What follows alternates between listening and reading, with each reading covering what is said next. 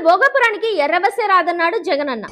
ఎర్రబస్సు కూడా రాని ఈ గ్రామానికి ఎయిర్పోర్ట్ ఎందుకు సార్? కానీ భోగాపురానికి ఎర్ర బస్సే కాదు, air bus, AC bus, airport, పెట్టుబడులు, ఉద్యోగాలు అన్ని వస్తున్నాయి. ఎవరు చేస్తున్నారు అనుకుంటున్నారా? మన బాబు గారు. 2015లో బాబు గారు ఈ ప్రాజెక్ట్ ని స్టార్ట్ చేశారు. తర్వాత పర్మిషన్లన్నీ వచ్చేసరికి కేంద్ర ప్రభుత్వం నుంచి 2016 అయింది. దాని తర్వాత మిగిలిన 2 సంవత్సరాలలో భూసేకరణ, పర్యావరణ అంటూ లేట్ అయిపోయింది. 2019లో మీ అందరికీ తెలిసిందే, వేరే ప్రభుత్వం రావడం వలన అది అక్కడే ఆగిపోయింది. కనీసం వాళ్ళు పూర్తి కూడా చేయడం కాదు కదా, దాన్ని ముట్టను కూడా ముట్టలేదు. కానీ మళ్ళీ బాబు గారు అధికారంలోకి వచ్చిన 2 సంవత్సరాల్లోనే మన భోగాపురం ఎయిర్పోర్ట్ ని తుక్కుగా అభివృద్ధి చేశారు. మామూలుగా కాదు, ఒక వేరే లెవెల్లో. ఫ్యూచర్ లో వేలాది కోట్ల మందికి మంచి ప్రయాణాలు, సౌకర్యాలు, సదుపాయాలు, అభివృద్ధి, వేలాది ఉద్యోగాలు అయితే వచ్చేస్తున్నాయి ఈ భోగాపురం ఎయిర్పోర్ట్ వలన. ఎందుకంటే మనకి ఈ ఎయిర్పోర్ట్ అనేది చరిత్రలో నిలిచిపోతుంది కాబట్టి. నిజంగా చెప్పాలంటే ఇది పరిపాలన. జనాలకి దగ్గరలో ఉంటూ అందుబాటులో అభివృద్ధి ద్వారా వాళ్ళ అవసరాలను తీరుస్తారు ప్రతిసారి బాబు గారు. బాబు గారికి hats off, thank you so much.